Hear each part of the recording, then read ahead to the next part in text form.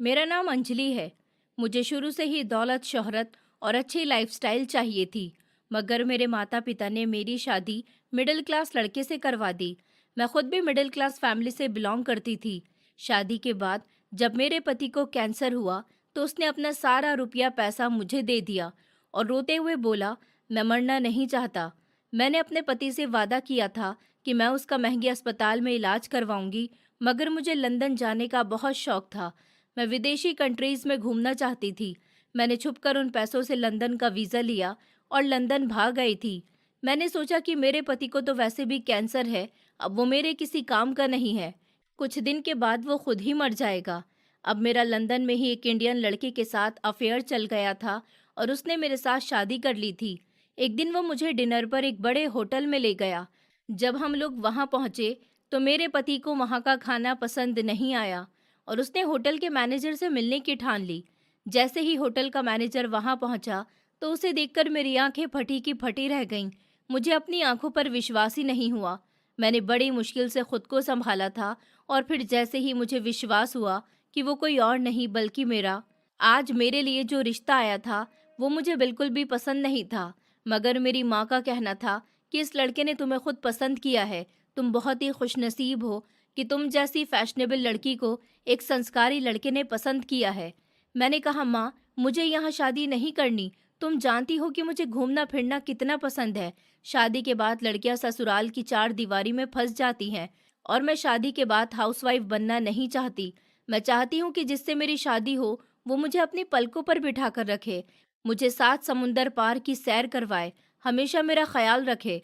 बल्कि मैं तो कहती हूँ कि आप मेरी शादी किसी ऐसे लड़के से करवाना जिसका business London, Europe, America, Dubai जैसी कंट्रीज में हो और वो कभी अपने बिजनेस के लिए लंदन जाया करे, कभी अमेरिका, कभी यूरोप। और फिर उसके साथ साथ मैं भी चली जाया करूंगी, क्योंकि कुछ लड़कों को घूमने फिरने का शौक नहीं होता। कुछ लड़के अपने बिजनेस में इतने बिजी रहते हैं कि अपनी लाइफ को ठीक से एंजॉय ही नहीं करते।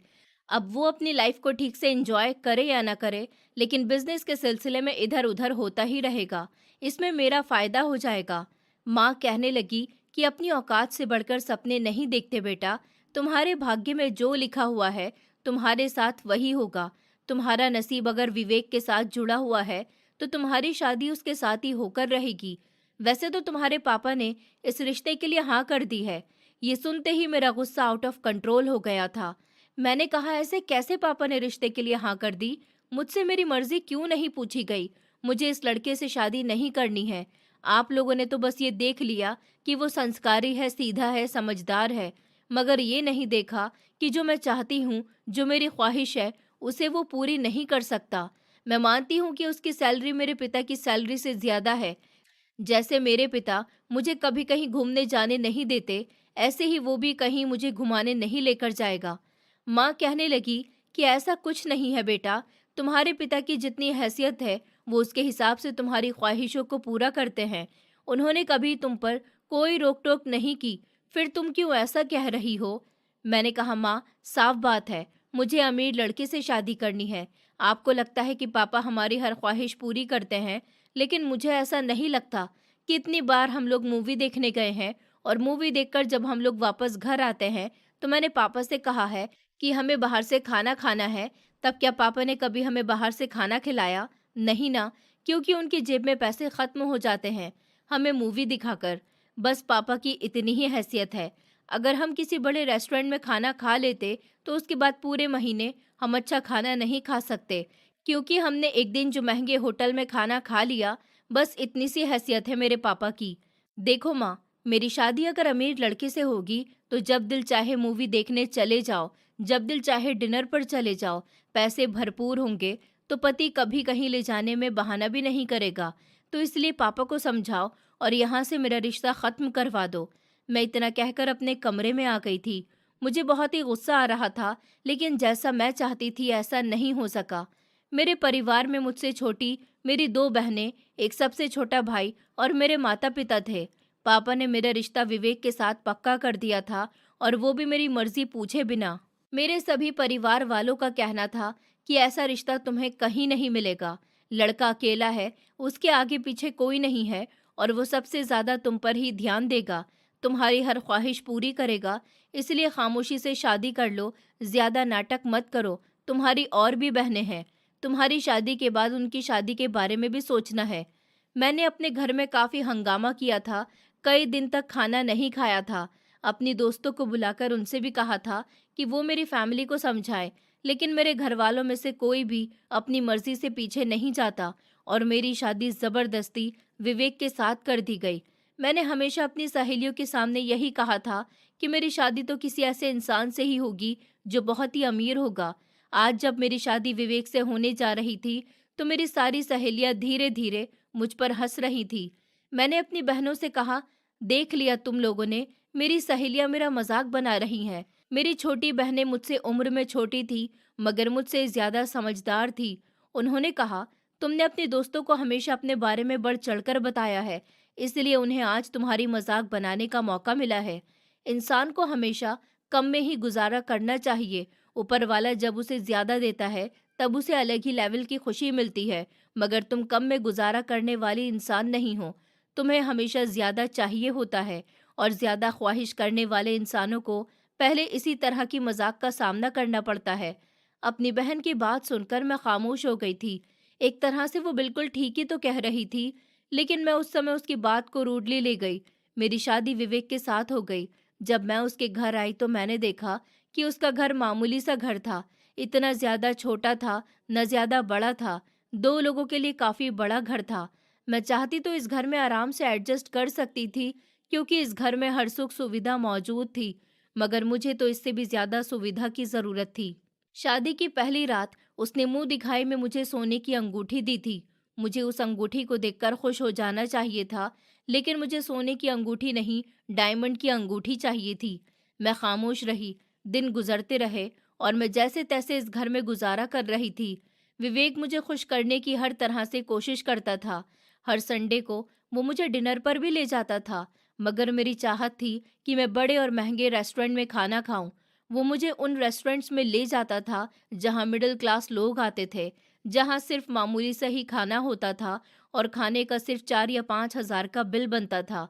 एक दिन विवेक ने मुझसे सवाल किया, अंजलि, तुम मेरे साथ खुश तो हो ना? मुझे उसके इस सवाल पर गुस्सा आ रहा था। दिल तो कर रहा था कि उससे कहूं कि मैं तुमसे शादी नहीं करना चाहती थी, तुम्हें तो जबरदस्ती मेरे साथ बांध दिया गया है, मगर मैं ऐसा नहीं कह सकी थी। वो एक सीधा साधा लड़का था। वो ज्यादातर अपने काम से काम रखता था और मेरे अलावा किसी दूसरी औरत को नजर उठाकर तक नहीं देखता था। उसके अंदर एक क्वालिटी बहुत ही अच्छी थी जो मुझे सबसे ज्यादा पसंद आई थी। वो बहुत ही स्मार्ट था। उसकी स्मार्टनेस और भोलापन देखकर ही तो मेरे माता पिता ने उसे मेरे लिए पसंद किया था। एक दिन उसने मुझे कहा कि हम कहीं घूमने चलते हैं। बताओ तुम्हें कहाँ घूमना पसंद है, मैं तुम्हें वहीं लेकर चलूंगा। उसकी बात सुनकर तो मैं खुशी से उछल पड़ी थी। मैंने कहा कि आप सच कह रहे हो? उसने कहा कि हाँ हाँ बाबा, बताओ तुम कहाँ जाना चाहती हो, मेरे लिए तुम्हारी खुशी से बढ़कर कुछ भी नहीं है। मैंने उसे कहा, तो फिर मुझे अमेरिका या फिर लंदन लेकर चलो, मुझे ऐसी जगह घूमना बहुत पसंद है। मेरी बात सुनकर एकदम से वो खामोश हो गया था। उसके चेहरे के एक्सप्रेशन बदल गए थे। ऐसा लग रहा था जैसे वो सोच रहा हो कि उसे आगे क्या कहना चाहिए। मैंने उसके चेहरे के एक्सप्रेशन देखे और कहा कि क्या हुआ? उसने कहा, नहीं नहीं कुछ नहीं। वो ऐसा है ना अंजलि, मैं इतनी दूर तुम्हें लेकर कैसे जा सकता हूँ? मुझे लगा कि तुम यहीं कहीं घूमने की बात करोगी। मैंने कहा, मुझे पता था तुम लड़के सिर्फ सपना दिखाते हो, उनको पूरा नहीं करते। उसने मुझे मनाने वाले अंदाज में कहा, अरे ऐसा कुछ भी नहीं है, चलो हम शिमला घूमने के लिए चलते हैं। मैंने कहा कि नहीं, मैं वहाँ अपनी फैमिली के साथ पहले ही जा चुकी हूँ, मुझे वहाँ नहीं जाना है। मैं नाराज होकर अपने कमरे में चली गई थी और वो खुद ऑफिस चला गया। शायद वो वहाँ परेशान रहा था, तभी तो आधे दिन से ही घर वापस आ गया था और मुझे मनाने लगा। वो मेरे लिए बहुत सुंदर सी साड़ी लेकर आया था। उसे लगा था कि शायद मैं उसके इस गिफ्ट से मान जाऊंगी, अपना सारा गुस्सा भूल जाऊंगी, और ऐसा ही हुआ था, क्योंकि वो साड़ी इतनी ज्यादा सुंदर लेकर आया था कि मैं अपना सारा गुस्सा भूल गई थी, क्योंकि वो साड़ी बहुत ही महंगी थी और बहुत बड़े शोरूम की थी। मैं उसे पहनकर अच्छे से तैयार हो गई और उससे कहा कि मैं मम्मी की तरफ जा रही हूँ। उसने कभी मुझ पर किसी तरह की भी पाबंदी नहीं लगाई थी। मैं उससे जैसा कहती वो वैसा मान लिया करता था। मैंने वो साड़ी जाकर सबसे पहले अपनी फ्रेंड्स को दिखाई। उन्होंने मेरी बहुत तारीफ की और कहा कि लगता है कि साड़ी लगभग 40-50 हज़ार की होगी। मुझे अपनी सहेलियों से तारीफ सुनकर बहुत अच्छा लगा था। मैं साड़ी से बहुत ज़्यादा इम्प्रेस हुई थी। ये देखकर विवेक को बहुत अच्छा लगा था। उस दिन के बाद से वो मुझे महंगे-महंगे गिफ्ट्स देने लगा, लेकिन मेरे दिल में विदेश जाने की चाहत अभी भी जाग उठती थी। इसी तरह हमारी शादी को 4 साल गुजर गए। विवेक ने मुझे हर तरह से खुश रखने की कोशिश की, लेकिन मैं उसे अपनी तरफ से कभी खुश नहीं रख पाई।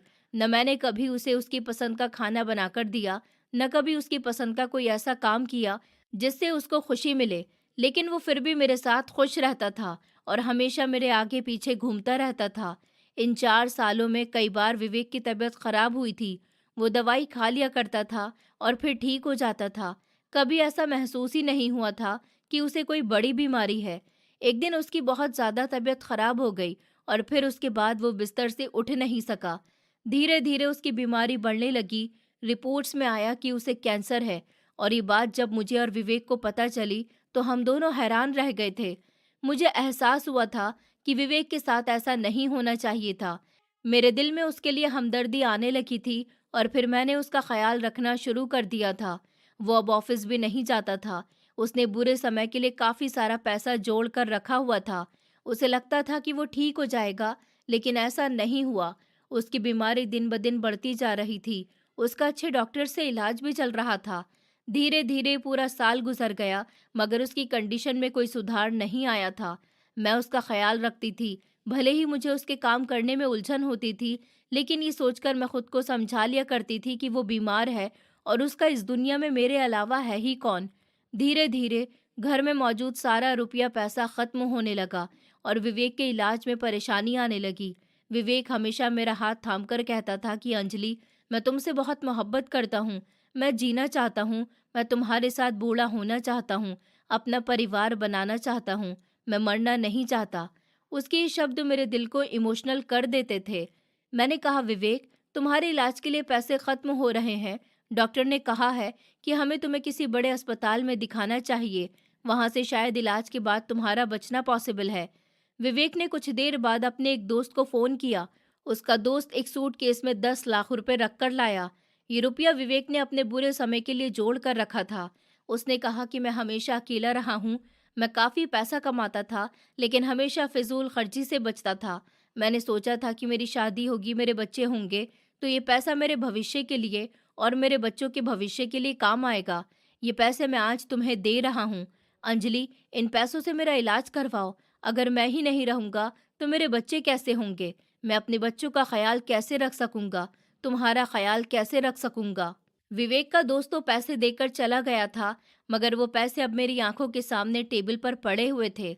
वो पैसे सिर्फ कागज के टुकड़े नहीं थे, बल्कि वो मेरी किस्मत की चाबी थे, जिसका मैं पिछले 6 साल से इंतजार कर रही थी और सूली पर लटक कर गुजार रही थी। इन पैसों को देखकर मेरे दिल में लालच आ गया था। मेरे हाथों में एक अजीब सी कपकपाहट थी। इस खामोश कमरे में सिर्फ इन नोटों की सरसराहट गूंज रही थी और मेरा पति बिस्तर पर लेटा हुआ मुझे मोहब्बत और उम्मीद से देख रहा था। मुझे लंदन जाने का शौक था। मेरे पति ने मेरा ये सपना पूरा करने के लिए काफ़ी कोशिश की थी, लेकिन उसकी बीमारी बीच में आ गई और उसका सारा पैसा उसकी बीमारी में बर्बाद हो गया। मैंने नोटों की गड्डी गिनकर एक तरफ रखी और अपने पति की तरफ देखा। मेरे पति ने कहा कि चलो अंजलि, ये पैसे लेकर किसी अच्छे अस्पताल चलो और मेरा वहाँ प्रॉपर इलाज करवाओ। मैंने एक गहरी सांस ली और अपने पति की तरफ देखा। मैंने कहा, मैं तुम्हें ठीक ज़रूर करवाऊंगी। उसने कहा, ये पूरे 10 लाख रुपए हैं, अब आसानी से मेरा इलाज हो सकता है। मेरे पति के चेहरे पर थकावट के बावजूद एक ऐसी मुस्कुराहट उभर आई थी जिसने मेरे दिल को पिघला दिया था, क्योंकि मैं जानती थी कि इन 10 लाख रुपए को इकट्ठा करने में सिर्फ उसकी मेहनत नहीं थी, उसके ढेर सारे सपने और ढेर सारी ख्वाहिशें भी थी। वो जिंदा रहकर मेरे साथ अपनी जिंदगी गुजारना चाहता था, लेकिन मैं उस बीमार के साथ अब और नहीं रह सकती थी। मुझे पता था कि मैं उसका कितना ही इलाज करवा लूं, वो कभी ठीक नहीं होगा, क्योंकि कैंसर के पेशेंट के बचने के चांसेस ना के बराबर होते हैं। विवेक ने मेरा हाथ थामकर कहा, मैं जानता हूँ मेरे बीमार होने से तुम्हें भी बहुत परेशानी है। तुम्हें मेरी सेवा करनी पड़ रही है। मैं तुम्हारा ख्याल नहीं रख पा रहा हूँ। पिछले 1 साल से मैं तुम्हें कहीं बाहर डिनर पर नहीं ले गया। पिछले 1 साल से मैं तुम्हें शॉपिंग नहीं करवा सका। मुझे माफ़ कर देना अंजलि।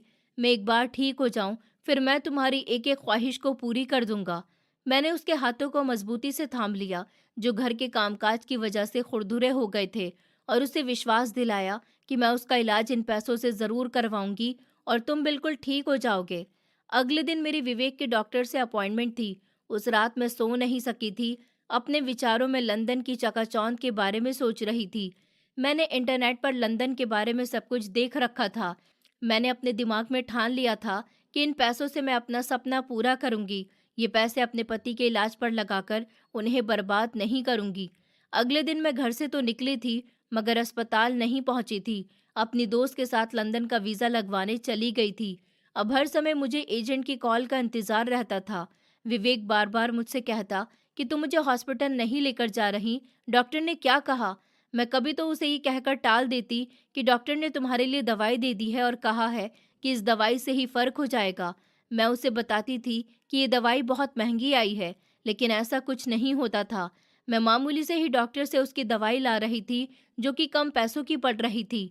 अब तो मेरे पति की कंडीशन ऐसी हो गई थी कि वो बिस्तर से भी उठ नहीं पा रहा था। अभी भी मैं अपने पति के ढेर सारे काम कर रही थी। मुझे ऐसा लगता था कि मैंने इस इंसान से शादी करके कोई सुख नहीं पाया, बल्कि इसने तो मुझे नौकरानी बनाकर रख दिया है। बस कुछ दिन की बात है और फिर मैं इसे छोड़कर लंदन चली जाऊंगी और इसके दिए गए पैसों से वहाँ कोई ना कोई बिजनेस शुरू कर लूंगी, क्योंकि मेरी वहाँ बहुत सारी फ्रेंड्स गई हुई थी जो अपने पैरों पर खड़ी हो गई थी। विवेक बार बार मुझसे कहता रहा कि तुम मुझे डॉक्टर के क्यों नहीं लेकर जा रही हो, तुम मुझे किसी बड़े अस्पताल क्यों नहीं लेकर जा रही हो ताकि मैं ठीक हो जाऊं। मैं बार बार उसको यही तसल्ली देती थी कि तुम ठीक हो जाओगे। कभी मैं उससे 2 दिन के बाद अस्पताल ले जाने का कहती, तो कभी एक हफ्ते के बाद। इसी तरह बात को टालते टालते कई दिन गुजर गए थे। मैंने विवेक का मोबाइल भी स्विच ऑफ करके एक तरफ रख दिया था, क्योंकि उसके दोस्तों के फ़ोन हमेशा आते रहते थे। वो किसी दोस्त को ये ना बता दे कि अभी तक मैंने उसका बड़े डॉक्टर से ट्रीटमेंट शुरू नहीं करवाया। इस डर से मैंने उसके मोबाइल को छुपा दिया था और उसे कह दिया था कि तुम्हारा मोबाइल ख़राब हो रहा है, मैं तुम्हें नया मोबाइल लाकर दूंगी। मुझे ये बात डॉक्टर ने बता दी थी कि विवेक को ब्लड कैंसर है और उसके अंदर ये बीमारी बड़ी तेज़ी के साथ फैल रही है। मगर जब मैंने डॉक्टर से पूछा था कि क्या उसका इलाज मुमकिन है, डॉक्टर ने कहा था कि जी, उनका इलाज हो सकता है, उनको बचाया जा सकता है, वो पूरी तरह से सेहतमंद हो सकते हैं। हमें जल्द से जल्द उनका ट्रीटमेंट शुरू करना होगा। मुझे सब कुछ पता था, लेकिन फिर भी मैंने अपने पति का ट्रीटमेंट नहीं करवाया था। डॉक्टर ने कहा था कि खर्च बहुत ज़्यादा है, मगर वो बच जाएंगे। ये सुनकर मुझे ऐसा लगा था जैसे किसी ने मेरा गला दबा दिया हो। मैं अपना सपना अधूरा नहीं छोड़ना चाहती थी। एक दिन विवेक की बहुत ज़्यादा तबीयत खराब हो गई। उसको ठीक से सांस नहीं आ रहा था। वो बुरी तरह से हाथ पैर मार रहा था और बार बार कह रहा था कि मुझे अस्पताल लेकर चलो, मेरा इलाज करवाओ। ऐसी हालत देखकर मैं डर गई थी, इसलिए मजबूरन उसे अस्पताल ले गई। महंगे अस्पताल नहीं, बल्कि सरकारी अस्पताल ले गई थी और उसे यही बताया था कि ये एक अच्छा और महंगा अस्पताल है और यहाँ तुम्हारा इलाज अच्छा होगा। उसकी कंडीशन ऐसी थी कि वो बेड से हिल भी नहीं सकता था, तो फिर उसे सच्चाई कैसे पता चलती। वो खुशी से बिस्तर पर पड़ा रहता था। वहाँ उसका इलाज चल रहा था, लेकिन वहाँ के डॉक्टर भी यही कह रहे थे कि ये केस हमारे बस का नहीं है, आप इनको किसी प्राइवेट और अच्छे अस्पताल में ले जाइए। दूसरी तरफ मेरे बचपन का सपना था, जो अब हकीकत बनने के बिल्कुल करीब था। मैंने विवेक को यही तसल्ली दी थी कि तुम जल्द ही ठीक हो जाओगे, तुम्हारा इलाज चल रहा है। विवेक ने फिर से मुझे यही कहा, अंजलि, मुझे बचाने में कोई कमी ना छोड़ना। पैसों की कमी हो तो मेरा घर भी बेच देना, अपने जेवर बेच देना, कुछ भी करके मुझे बचा लेना, मैं जीना चाहता हूँ। मैंने रात को उसका हाथ नरमी से पकड़ा, जो कि बुखार की वजह से गर्म था, और कहा कि हाँ, मैं कोशिश कर रही हूँ। फिर मैं वहाँ से बाहर आ गई, क्योंकि मैं उसकी आंखों में नहीं देख सकती थी, जिनमें मेरे लिए अंधा भरोसा था। उस रात जब मैं घर पहुंची, तो घर का सन्नाटा मुझे काटने को दौड़ रहा था और हर चीज़ मुझे विवेक की याद दिला रही थी। लेकिन मेरा जुनून अब पागलपन की हद तक बढ़ चुका था। मैंने अलमारी से अपना पासपोर्ट टिकट और वो 10 लाख रुपए निकाले और उन्हें एक बैग में डालना शुरू कर दिया। मेरे हाथ कांप रहे थे। मुझे बार बार विवेक का ख्याल आ रहा था कि मैं उसको अस्पताल में अकेला छोड़कर जा रही हूँ और मेरे पास जो पैसे हैं उनसे उसकी जान बच सकती है। लेकिन फिर मुझे लंदन की वो ज़िंदगी याद आई जिसके लिए मैंने सब कुछ दाँव पर लगा दिया था। मैंने खुद को समझाया था कि विवेक वैसे भी ज़्यादा दिन नहीं जी पाएगा, मर गया तो मेरे हाथ से पैसे भी चले जाएंगे। इसलिए अक्लमंदी इसी में है कि मैं अपने फ्यूचर को बचा लूँ। मैंने जल्दी-जल्दी अपनी ज़रूरत का सामान पैक कर लिया था और घर की चाबियाँ वहीं टेबल पर छोड़ दी थी, जहाँ हम बैठकर बातें करते थे। मैंने विवेक के साथ ज़िंदगी के 6 साल गुज़ारे थे और फिर मैंने दिल पर पत्थर रखकर दरवाज़ा बंद कर दिया था। बाहर गली में गहरा अंधेरा था। मैंने एक आखिरी नज़र उस पर डाली थी, जहाँ मैंने विवेक के साथ अपनी ज़िंदगी के 6 साल गुज़ारे थे और फिर मैंने दिल पर पत्थर रखकर दरवाज़ा बंद कर दिया। बाहर गली में अंधेरा था। मैं चोरों की तरह दबे पांव चलती हुई मेन रोड तक आ गई थी, जहां मैंने एयरपोर्ट के लिए टैक्सी रोकी। टैक्सी में बैठते ही मैंने अपने पर्स से मोबाइल निकाला और उसे हमेशा के लिए बंद कर दिया, क्योंकि मैं नहीं चाहती थी कि कोई मुझे कॉल करके विवेक की कंडीशन बताए या मुझे वापस बुलाने की कोशिश करे। एयरपोर्ट के रास्ते में मुझे बार बार विवेक का चेहरा याद आ रहा था और मुझे लग रहा था कि वो मुझे पुकार रहा है, लेकिन मैंने टैक्सी ड्राइवर से कहा कि वो गाड़ी तेज चलाए। जब मैं एयरपोर्ट पहुंची और मैंने बोर्डिंग पास लिया तो मुझे लगा कि मैंने अपनी आत्मा का सौदा कर लिया है। लेकिन जैसे ही प्लेन ने रनवे पर दौड़ना शुरू किया तो मेरे दिल से बोझ कम होने लगा और मुझे अपनी आंखों के सामने लंदन की रोशनियां नजर आने लगी और मैंने विवेक को उसके हाल पर छोड़कर एक नई दुनिया की तरफ उड़ान भर ली, जहां मुझे लगा कि सिर्फ खुशियां मेरा इंतजार कर रही हैं। प्लेन के पहिए जैसे ही लंदन के रनवे से टकराए तो मुझे एक जोरदार झटका महसूस हुआ, जो शायद प्लेन का नहीं बल्कि मेरे मन का आखिरी हिचकोला था, जिसे मैं इंडिया की ज़मीन पर ही छोड़कर आ गई थी। मैंने लंदन एयरपोर्ट से बाहर निकलते ही एक गहरा सांस लिया और वहाँ की हवा को अपने फेफड़ों में उतार लिया और खुद से फैसला कर लिया कि अब मैं पीछे पलटकर नहीं देखूंगी, क्योंकि पीछे देखने का मतलब सिर्फ तकलीफ और पछतावा था। मैंने अपना पुराना सिम कार्ड निकालकर डस्टबिन में फेंक दिया और उसके साथ ही मैंने विवेक, अपना घर और अपने सारे रिश्ते नाते भी तोड़ दिए थे, जो मुझे पुरानी गरीब जिंदगी की याद दिलाते थे। शुरू के दिन मेरे लिए बहुत कठिन थे, क्योंकि एक तरफ नए देश की मुश्किल थी और दूसरी तरफ कभी कभी रात के आधे समय विवेक का ख्याल मुझे आ जाता था। लेकिन मैं जल्दी से अपने दिमाग को झटक देती थी। यहाँ मुझे मेरी फ्रेंड्स मिल गई थी और मैं उनके साथ ही रह रही थी। मैंने दिन रात एक कर दिया था। मेरी दोस्त ने अपने हस्बैंड के थ्रू मुझे नौकरी भी दिलवा दी थी। मैं उस कंपनी में जॉब करती थी। धीरे धीरे मेरी मेहनत रंग लाने लगी। जो पैसा मैं यहाँ से लेकर गई थी, वो सारा पैसा भी मेरी दोस्त ने अपने पास रख लिया था और उसने मुझसे कहा था कि तुम्हें यहाँ एक अच्छी जिंदगी दी जाएगी, तुम आराम से रहो और नौकरी भी करो। मेरी जिंदगी में सब कुछ बहुत अच्छा चल रहा था। मेरा कॉन्फिडेंस भी बढ़ने लगा और जैसे जैसे मैं कामयाब होती गई, वैसे वैसे मेरे दिल की पुरानी यादें भी धुंधली हो गईं। 5 साल का समय पलक झपकते ही गुजर गया और मैं इन 5 सालों में वो अंजलि बन गई थी, जो एक बड़ी कंपनी में नौकरी करती थी, लाखों रुपए कमाती थी, जिसके पास बंगला, गाड़ी और वो सब कुछ था जिसका मैंने सिर्फ सपना देखा था।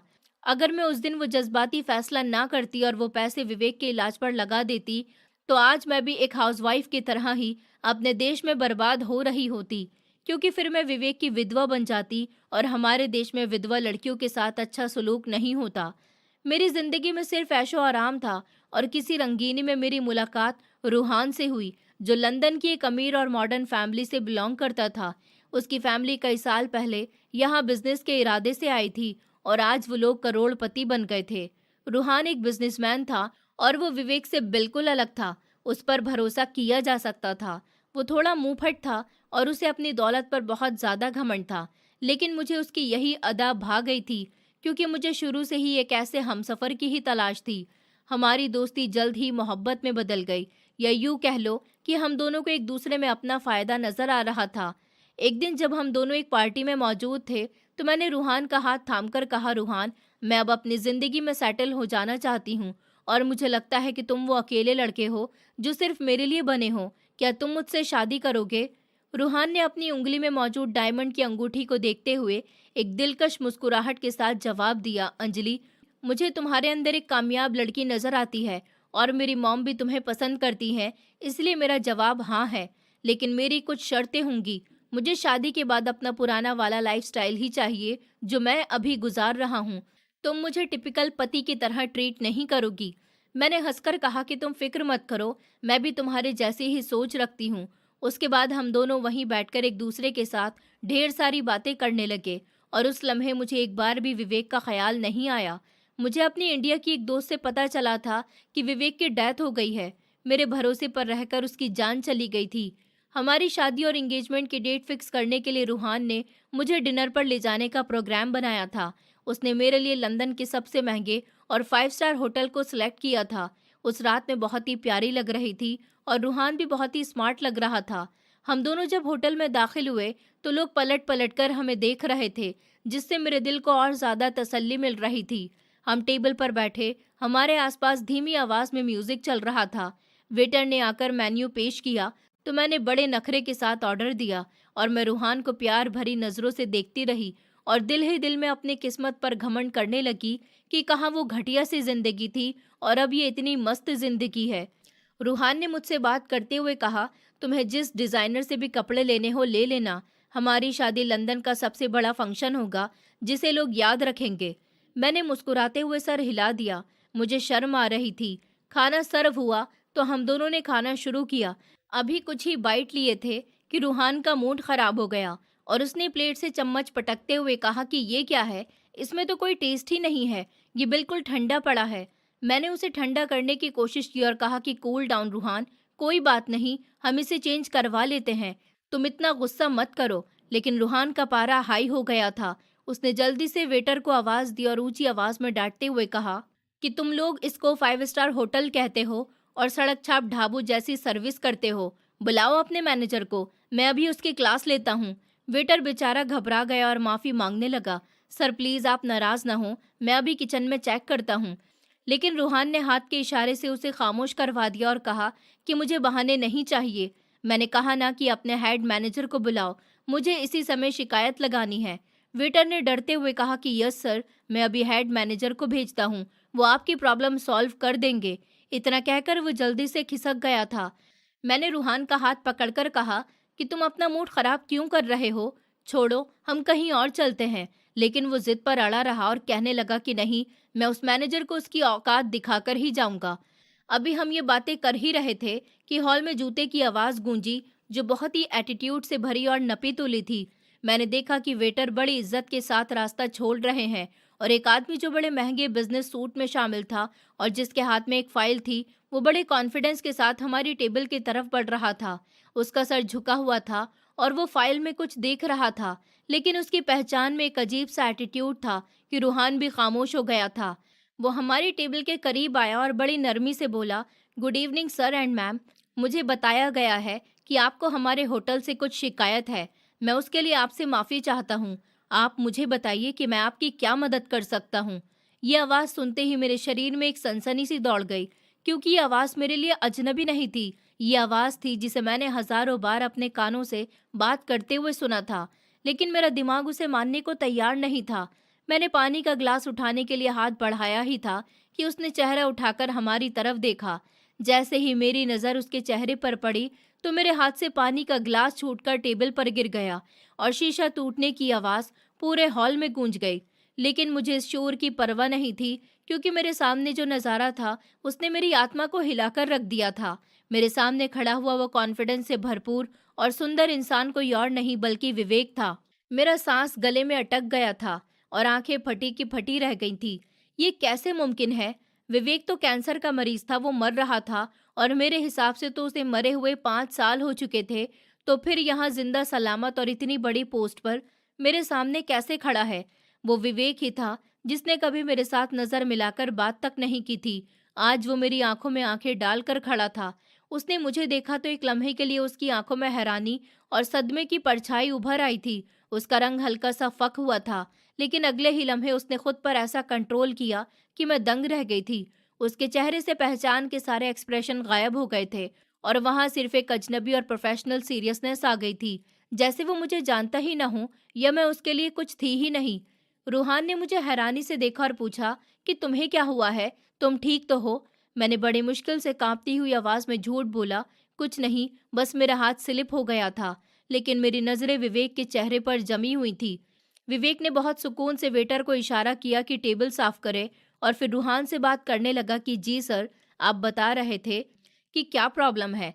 रूहान, जो मेरी हालत से बेखबर था, उसने दोबारा अपनी शिकायत शुरू कर दी। मैनेजर, आपका शेफ शायद भूल गया है कि ये 5 स्टार होटल है। विवेक ने बहुत सुकून से उसकी बात सुनी और कहा कि मैं आपकी शिकायत नोट कर लेता हूँ और आपके लिए अभी फ्रेश और कंप्लीट डिनर का इंतजाम करवाता हूँ।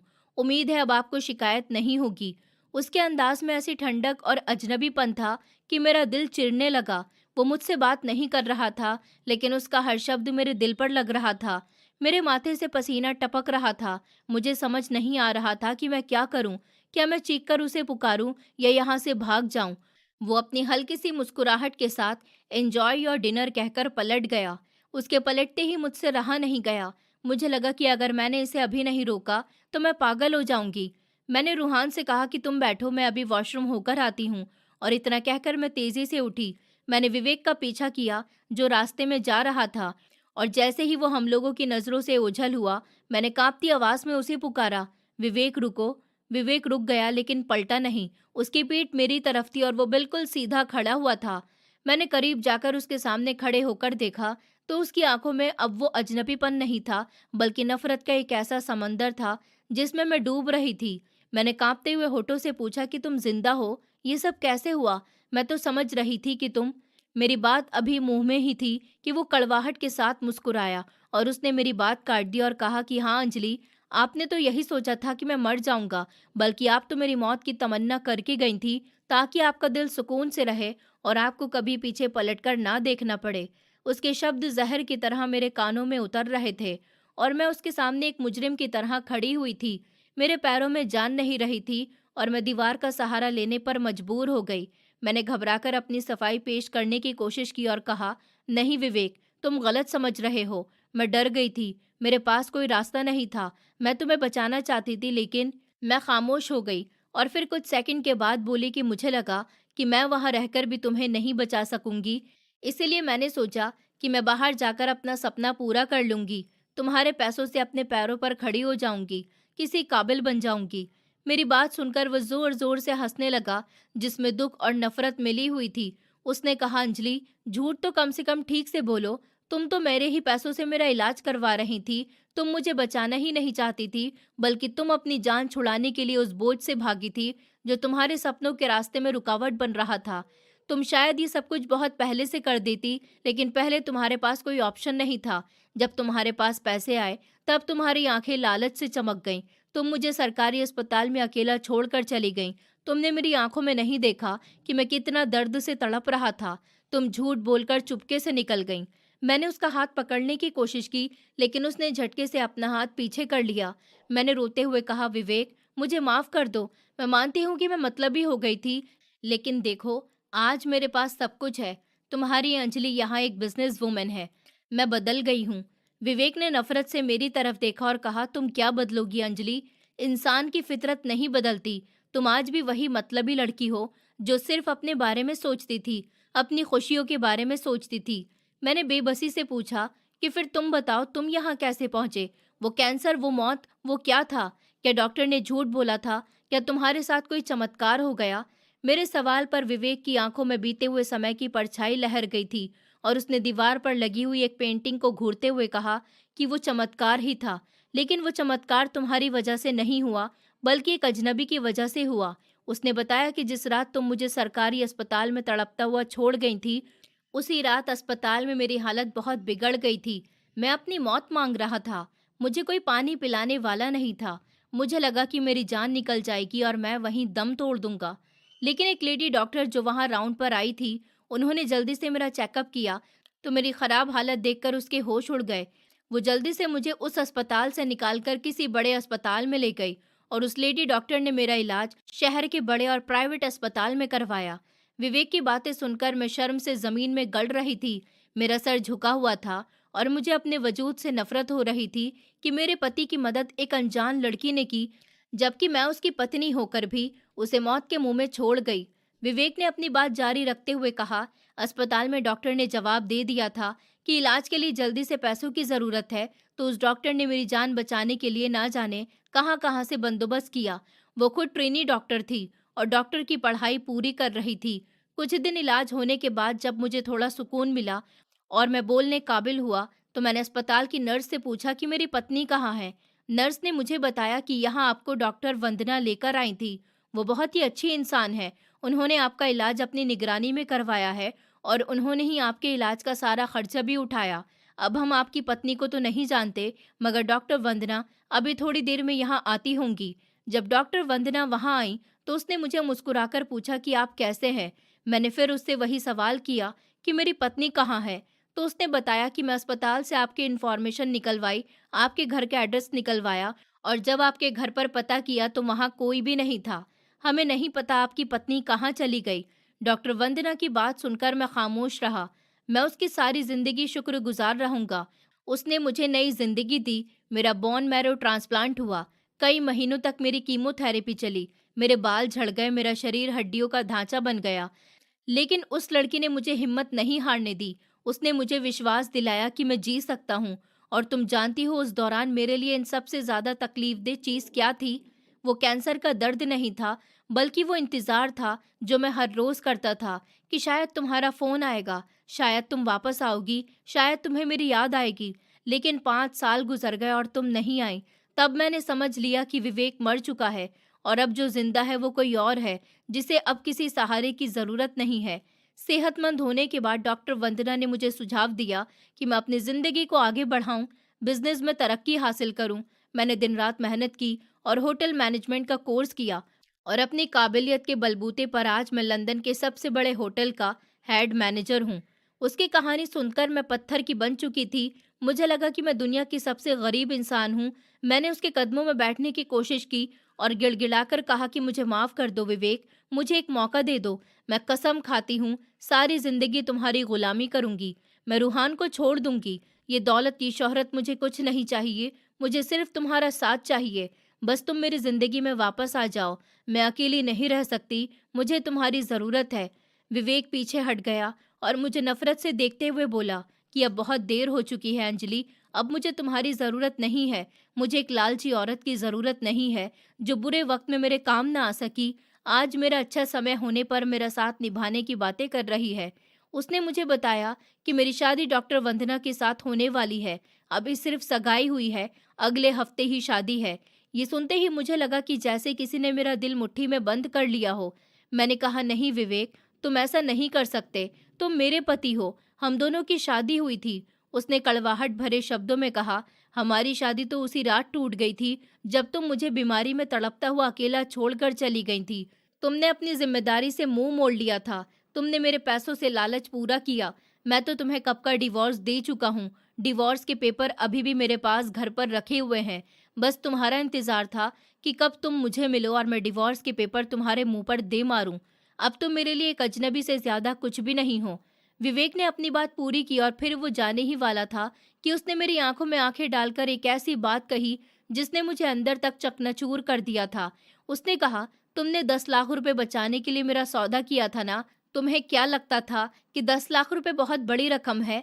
आज मैं इस होटल का सीनियर हेड मैनेजर हूँ। महीने की 10 लाख रुपए से ज्यादा सैलरी लेता हूँ। ऊपर वाले ने मुझे इतना दिया है कि मैं तुम जैसों को पैसों में तोल सकता हूँ। वो इतना कहकर अपने केबिन की तरफ बढ़ गया था और मैं वहीं खड़ी उसे जाती देखती रह गई, जैसे किसी ने मुझे जिंदा ही मार दिया हो। आज मेरे पास भी किसी चीज की कमी नहीं थी, लेकिन फिर भी मैं खुद को दुनिया की सबसे गरीब इंसान महसूस कर रही थी।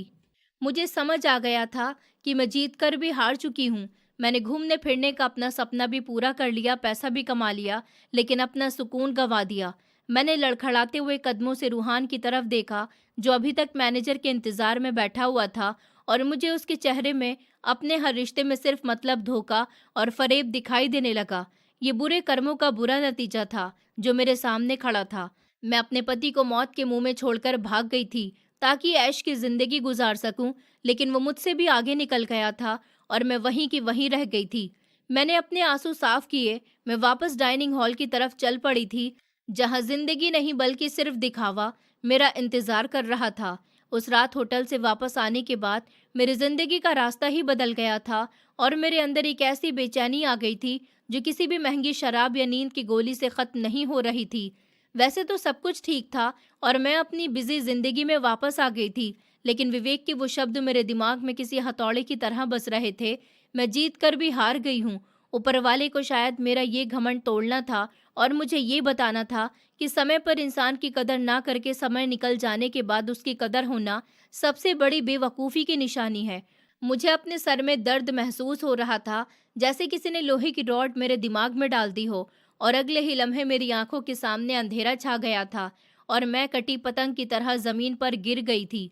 मेरी आंख खुली तो मैं अस्पताल के आईसीयू में थी। मेरा शरीर लाचार हो चुका था। मैंने उठने की कोशिश की तो मुझे महसूस हुआ कि मेरा शरीर तो कोई हरकत ही नहीं कर रहा। मैंने चिल्लाना चाहा, लेकिन मेरे गले से सिर्फ एक अजीब सी करकराहट निकली। डॉक्टर ने रूहान को बताया कि मेरा ब्लड प्रेशर हाई होने की वजह से मुझ पर पैरालाइज अटैक हुआ है, जिसने मेरे शरीर के दाएं हिस्से को लाचार कर दिया है। अब मैं शायद कभी अपने पैरों पर खड़ी ना हो सकूं और ना ही साफ बोल सकूं। मैं वो थी जो अपनी ताकत और जवानी पर घमंड करती थी, और अब मैं एक जिंदा लाश बनकर बिस्तर पर पड़ी थी। शुरू के कुछ दिन रूहान ने अस्पताल में चक्कर लगाए थे, लेकिन मैं उसकी आंखों में अपने लिए लाचारी और कड़वाहट साफ देख सकती थी, क्योंकि मैं अब वो सुंदर और कामयाब अंजलि नहीं रही थी जिसे वो दुनिया के सामने पेश कर सकता था, बल्कि मैं अब लाचार और बेबस इंसान थी जो अपनी ज़रूरत के लिए भी दूसरों की मोहताज थी। मेरे दोस्त जिनके सहारे लंदन में मैंने अच्छा समय गुजारा था, वो भी अब मेरे इस बुरे समय में मेरा साथ नहीं दे रहे थे। मैंने अस्पताल की नर्स से अपने परिवार वालों को भी मैसेज भिजवाया था, लेकिन वहां से भी कोई रिप्लाई नहीं आया। महंगी दवाइयाँ, अस्पताल के खर्चे, सब मिलकर मेरे बैंक बैलेंस को दीमक की तरह चाट रहे थे। और जब अस्पताल वालों को पैसा मिलना बंद होने लगा, तो अस्पताल वाले भी मुझे वहां से निकालना चाहते थे। एक शाम रूहान बड़ा बन ठनकर अस्पताल के कमरे में मुझसे मिलने के लिए आया। इस बार उसके हाथ में फूल नहीं थे, बल्कि एक लिफाफा था। उसने मेरे बिस्तर के पास खड़े होकर मुझे देखा और कहने लगा, अंजलि, तो मैं हकीकत बताने जा रहा हूँ। डॉक्टर ने कहा है कि तुम्हारे ठीक होने के चांस ना के बराबर हैं, और मैं अपनी पूरी जिंदगी एक अपाहिज इंसान की सेवा करते हुए बर्बाद नहीं कर सकता। मैं जवान हूँ और मुझे अपनी जिंदगी जीने का हक है, इसलिए बेहतर है कि हम अलग हो जाएं। मैं उसकी बात सुनकर उसे फटी फटी आंखों से देखने लगी। ये वही इंसान था जो मेरे दिल में उस समय था जब मैं विवेक को छोड़कर यहाँ आई थी। मैंने अपनी जिंदगी क्यों बर्बाद की? रूहान ने आगे कहा कि तुम्हारे अकाउंट में जितने पैसे थे वो मैंने तुम्हारे इलाज पर लगा दिए, और अब मेरे पास और गुंजाइश नहीं है, इसलिए मैं जा रहा हूँ। Goodbye. वो चला गया था और मैं अपने बिस्तर पर पड़ी आंसू बहाती रही, क्योंकि आज मुझे समझ आ रहा था कि जब इंसान को ऐसे वक्त पर छोड़ा जाए जब उसे सबसे ज़्यादा ज़रूरत हो, तो वो कितना दर्द होता है। मेरे पास प्राइवेट हॉस्पिटल के खर्चे उठाने के लिए फूटी कौड़ी नहीं बची थी। मेरी गाड़ी, मेरा फ्लैट, सब कुछ मेरे इलाज पर लग चुका था। इसलिए अस्पताल वालों ने भी मुझे वहां से निकाल कर लंदन के एक सरकारी अस्पताल में शिफ्ट कर दिया। मैं जो हमेशा साफ सुथरे बिस्तर पर सोती थी, आज इस गंदे बिस्तर पर सो रही थी। मेरे दाएं हाथ और पैर ने काम करना छोड़ दिया था, और मेरी जुबान ने भी मेरा साथ छोड़ दिया था, जिसकी वजह से मैं किसी को पानी कभी नहीं कह सकती थी। मैं घंटों प्यासी पड़ी रहती थी और छत को घूरती रहती थी, और इस तन्हाई के लम्हे में मुझे सिर्फ विवेक की याद आती थी। मुझे याद आता था कि किस तरह वो मेरी थोड़ी सी भी तकलीफ पर तड़प उठता था, किस तरह वो रातों को जागकर मेरे पास बैठा रहता था, और मैंने उसकी मोहब्बत और उसके प्यार का बदला किस तरह दिया था। वो जिंदगी और मौत के बीच झूल रहा था और बार बार कह रहा था कि मैं जीना चाहता हूँ तुम्हारे साथ, मुझे मरने मत देना, मैं हमेशा तुम्हारे साथ रहना चाहता हूँ। लेकिन मैंने उसके साथ बहुत बुरा किया। मुझे वो रात याद आई जब वो पानी मांग रहा था और मैं उसे छोड़कर भाग गई थी। आज मैं पानी मांगना चाहती थी, लेकिन मेरी आवाज़ नहीं निकल रही थी। मैं दिल ही दिल में ऊपर वाले से माफ़ी मांगती रही, रोती रही, गिड़गिड़ाती रही कि ऊपर वाला मुझे मौत दे दे। ये ज़िंदगी मेरे लिए नर्क बन चुकी है, लेकिन मौत तो उसे आती है जिसका समय पूरा हो चुका होता है। मुझे तो अभी अपने गुनाहों का हिसाब इसी दुनिया में चुकाना था। मैं वहाँ पड़े पड़े सूख कर काटा हो गई थी। मेरी हालत बहुत बुरी हो गई थी। मैं किसी भीख मांगने वाली औरत से भी बदतर लगती थी। आसपास के पेशेंट मुझे देखकर अफसोस करते थे कि इसका कोई नहीं है, न रिश्तेदार न दोस्त, और मैं सोचती थी कि मेरे अपने तो थे, लेकिन मैंने उन्हें खुद अपने हाथों से गंवा दिया। और एक ऐसा अपना था जो मरते हुए भी मेरे साथ रहना चाहता था। वो तो एक हीरा था, शायद उसके जैसे इस दुनिया में कोई नहीं बना। मैंने खुद अपने हाथों से सोने के बदले पीतल को खरीदा था, और अब वो पीतल भी मुझे जहर लग रहा था। एक दिन अस्पताल में हलचल हो रही थी। नर्स और सफाई कर्मचारी तेजी से इधर उधर भाग रहे थे, और मैंने अपने पास लेटे हुए पेशेंट से इशारे से पूछा कि क्या हुआ है, तो उसने मुझे बताया कि आज अस्पताल के ट्रस्टी और बड़े डोनर राउंड पर आ रहे हैं। थोड़ी देर के बाद वार्ड का दरवाज़ा खुला और डॉक्टर की एक टीम अंदर दाखिल हुई। उनके बीच एक सुंदर कपल था जो पेशेंट के हालचाल पूछ रहा था। मेरी नज़र धुंधली थी, लेकिन जैसे जैसे वो करीब आए मेरे दिल की धड़कनें रुकने लगीं, क्योंकि वो डॉक्टर कोई और नहीं, डॉक्टर वंदना थी, जिसके बारे में मुझे विवेक ने बताया था और उसके साथ विवेक भी मौजूद था। मेरे गालों पर आंसू आ रहे थे। मैं उम्मीद कर रही थी कि वो मुझे देखकर नेगेटिव कमेंट करेगा, या नफरत का इजहार करेगा, या शायद डॉक्टर को बताए कि मैं वही जालिम पत्नी हूँ जिसने उसे मारने की कोशिश की थी, लेकिन उसने ऐसा कुछ नहीं किया। वो खामोशी से मेरे बराबर में खड़े होकर मुझे देखता रहा। उसकी आंखों में न नफरत थी, न बदले की आग थी, और ना ही कोई नेगेटिव कमेंट था। वहाँ सिर्फ एक गहरा रहम था, वो जो किसी अच्छे इंसान की पहचान होती है। उसने डॉक्टर वंदना की तरफ देखा और धीमी आवाज में कहा कि इस पेशेंट का स्पेशल ख्याल रखा जाए, इसके इलाज में कोई कमी नहीं आनी चाहिए, और अगर इसे किसी भी चीज़ की ज़रूरत हो तो मेरे पर्सनल फंड से पूरी की जाए। डॉक्टर वंदना ने शायद मुझे पहचाना नहीं था, या वो अनजान बन रही थी। उन्होंने मुस्कुराकर हाँ में सर हिला दिया। विवेक ने एक बार फिर मेरी तरफ देखा। मैंने हैरानी भरी नज़र उठाकर उसकी तरफ देखा। मेरी आंखों में ढेर सारी माफ़ी थी। मैं चीख चीख कर कहना चाहती थी कि मुझे माफ़ कर दो, मैं बहुत पछता रही हूँ। देखो मेरा क्या हाल हो गया। विवेक ने शायद मेरी आंखों की जुबान पढ़ ली थी। उसने धीमे से बस सर हाँ में हिला दिया था, जैसे कह रहा हो कि जाओ, मैंने तुम्हें माफ़ किया, क्योंकि ऊपर वाला तुमसे बदला ले चुका है। उसने अपनी पॉकेट से एक टिश्यू निकाला और मेरी साइड टेबल पर रख दिया, और फिर पलटकर अपनी पत्नी के साथ आगे बढ़ गया। मैं गर्दन मोड़कर उसे जाता हुआ देखती रही, जहां तक कि वो नज़रों से ओझल हो गया। मैं इस वार्ड में अकेली रह गई, लेकिन अब मुझे विश्वास हो गया था कि ये मेरा अंजाम है। मैंने जिस आदमी को कमज़ोर समझकर पैरों तले रोंदा था, आज वो आसमान की बुलंदियों पर था और मेरा मसीहा बनकर मेरे सामने आया था। और मैं जिसने दौलत के लिए, अपनी ख्वाहिशों के लिए सब कुछ ठुकराया था, आज कोड़ी कोड़ी की मोहताज हो गई थी। ये एक सच्ची हकीकत है जो इंसान को उस मुकाम पर लाकर खड़ा करती है जहां से उसने जुल्म की शुरुआत की होती है। और आज मैं दुनिया के लिए एक जिंदा लाश बन चुकी हूँ। मेरी हालत देखकर बहुत से ऐसे लोगों को सबक मिलेगा जो अपनों की कदर नहीं करते और उनके कठिन समय में उन्हें अकेला छोड़ देते हैं, सिर्फ अपने थोड़े से लालच के लिए। दोस्तों, उम्मीद करती हूँ आपको हमारी कहानी पसंद आई होगी। कहानी पसंद आई है तो वीडियो को लाइक करें, चैनल पर नए हैं तो चैनल को सब्सक्राइब करें, और हाँ, नोटिफिकेशन बेल को ज़रूर दबाएं ताकि अगली अपडेट सबसे पहले आपको मिले।